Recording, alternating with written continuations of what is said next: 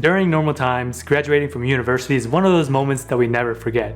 All the friends that we made, late night study sessions, and seeing more debt before even having a job. What's up guys, my name is Nam. So in today's video, I want to talk more about student loan forgiveness, particularly on how it relates to the HEROES Act. Sorry guys, I gotta take this stuff off because it's a little bit too hot. Whew, feels so much better now.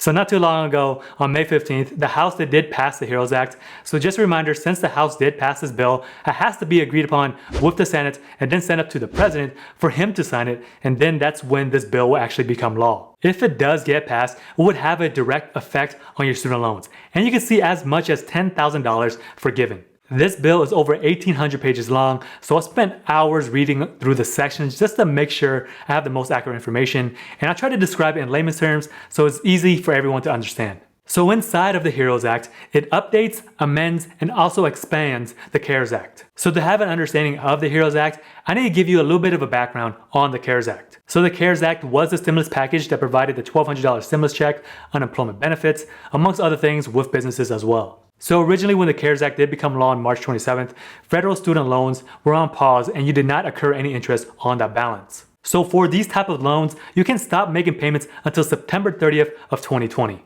And also if you made any payments from March 13th and afterwards, you can request a refund from your student loan provider. For all federal owned student loans, the interest rates were set at 0. So this will include all direct loans, including those that are in default, and including FFELP loans. The 0% interest rate was retroactive back to March 13th, and it was automatic, so people who had these loans, they did not have to apply for anything. So there was a catch. Most FFELP loans were not eligible, except for federal loans that were transferred to the U.S. Department of Education. So for any FFELP loans that were held by commercial lenders, and federal Perkins loans that are owned by colleges and private institutions, they would not be eligible. So since federal student loans are currently at 0%, and if you do have the means to pay these loans off, which I do recommend, your entire payment will go towards the principal balance. And also you can still make partial payments if you want to without a penalty. In addition, if you are on an income-driven repayment plan, this time will still count towards forgiveness at the end of your 20 or 25-year repayment term. For individuals who had public service loan forgiveness, if you had a direct loan and you were on a qualifying repayment plan prior to the suspension, and you continue to work full-time for a qualifying employer during the suspension, you will receive credit towards this loan for the period of suspension as though as you continue to make on-time payments. Unfortunately, for anyone who had a private student loan, they would not be eligible for these benefits. Alright guys, so since you guys have a background of what the CARES Act is all about, it's going to be much easier for me to explain the HEROES Act since it does have a lot of updates and revisions about student loans inside of the CARES Act. So inside of the HEROES Act, it also expands the payment pause and interest waiver. So this includes all educational loans, including FFELP loans that are not held by the U.S. Department of Education, and also federal Perkins loans. Remember how I stated earlier inside of the CARES Act that these type of individuals who had these type of loans were excluded, so it has been amended so these individuals are now included. So for any individuals who do have these type of loans that were not previously qualified, they would also receive retroactive payments. But only for payments that the student did made or owed, since it includes the principal and the interest dating back to March 13th,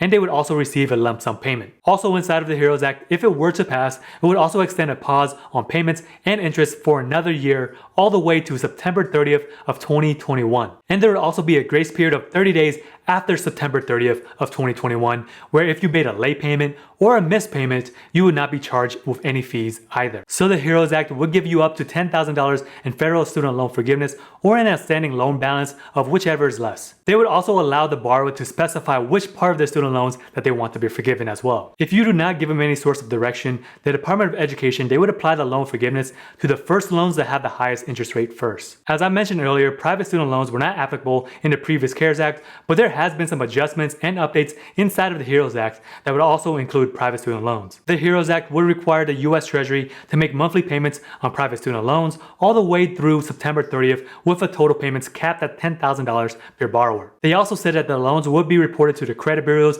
as though the payments were made by the borrower. At this time, lenders are also required to suspend involuntary collections, and it will also make lenders agree to modify the loan terms and provide borrowers with a revised pay-as-you-earn repayment plan on student loans. So inside of the HEROES Act, within 90 days after September 30th of 2021, the U.S. Treasury will forgive up to $10,000 in student loans per borrower or the outstanding balance, whichever is less. But they did also say that this forgiveness will be reduced by the amount of private student loan payments previously made by the U.S. Treasury. So meaning by the end of November of 2021, borrowers can still receive up to a maximum of $10,000 of loan forgiveness. So remember that the maximum is still $10,000 even though they are making payments on your behalf. Similar to federal loans, the borrower is not required to apply for loan forgiveness at all.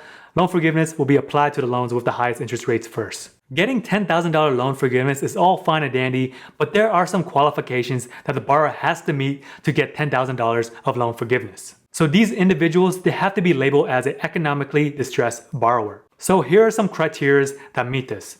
The borrower was or would have been eligible for a monthly payment of $0 on an income-driven repayment plan. Another one is that the borrower was in default on their student loans. And also the borrower had to have a serious delinquency, which means that their loans were at least 90 days past due. And lastly, based on their financial state and other conditions, was in forbearance or deferment. Now let's talk about some other student loan provisions that I also found interesting. They also place a special rule that allows borrowers to consolidate without losing prior payments for purposes of public service loan forgiveness and also income-driven repayment plans. There is a legislation that waives the requirement for the borrower who is pursuing a public service loan forgiveness to be employed in a public service job through September 30th of 2021. Inside of the HEROES Act, it would also help borrowers repay federal loans based on false or misleading representation of colleges regarding to placements rates, guaranteed employment, and also transferability of credit. So for these individuals, the Department of Education would be required to cancel or repay these loans in full and return all the money back to the borrower, either voluntary or involuntary. And also any adverse credit history that was reported on these loans would be deleted and defaults would also be cleared as well. So this part is not related to student loans, but in the previous CARES Act, many college students that were under the age of 24 were ineligible for stimulus checks just due to the fact that most of these individuals, they were labeled as dependents. Inside of the HEROES Act, it would change this and allow parents to receive $500 per dependent if they did not receive that portion the first time around. And if there was a second stimulus check, dependents would receive $1,200 with no age limit. But just a reminder, once again, the HEROES Act has not fully passed yet. Whether or not the next stimulus package includes student loan forgiveness, there are other measures that you can do to help with your student loans. So in the case if you don't qualify for student loan forgiveness, in the CARES Act, which passed back in March, they did include a higher education emergency relief fund. So this will mainly pertain to current college students or recent college students who graduated last spring. It was $14.25 billion that was allocated to colleges and universities based on the amount of students that were receiving Pell Grant. To find out if your school is receiving any source of this relief fund, you can check out the link right here, and I'll also post a link in the description below. So most of the schools that were listed were large major public universities and private universities. Smaller schools such as trade schools or like beauty schools, they may not be included. So if you're one of these students who attended the last semester and were eligible for FAFSA or the Pell Grants, your school, they should be dispersing this portion of the grants onto its students. So each school, they have their own little nuances whether or not you have to apply for them. Some of them will just deposit the money into your student's account. I'll also give you guys some quick tips on how to manage your student loans if you are facing any sort of financial hardship given the whole current economic situation. I can see that there are many graduates out there that are struggling right now. So depending on the type of loan that you do have, if you recently just graduated, you may not have to make your first payment after you become employed or 6 months after graduating. But if you are an individual who is past this, probably your best situation that you can do is to put your loans on deferment or forbearance even after September 30th. So this basically means that you have your loans on pause without becoming delinquent. But just keep in mind that if you do put your loan into deferment, you will still have interest occurring on these loans, which will make the balance grow much larger. So depending on the type of loan that you do have, you can put your loan deferment anywhere between 12 all the way up to 36 months. So if you are interested in putting your loan into forbearance, the best way is just to contact your loan servicer directly.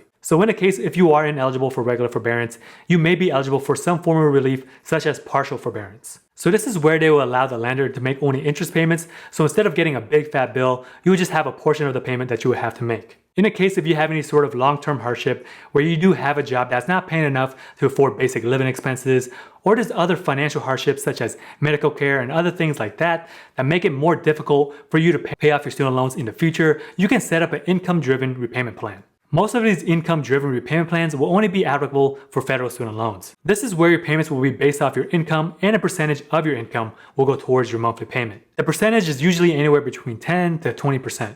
And lastly, the most important thing about student loans is just to make sure you have a budget and continue to work it. Alright guys, so that pretty much does it for me. Let me know in the comments below if you think the HEROES Act will pass and it will include student loan forgiveness.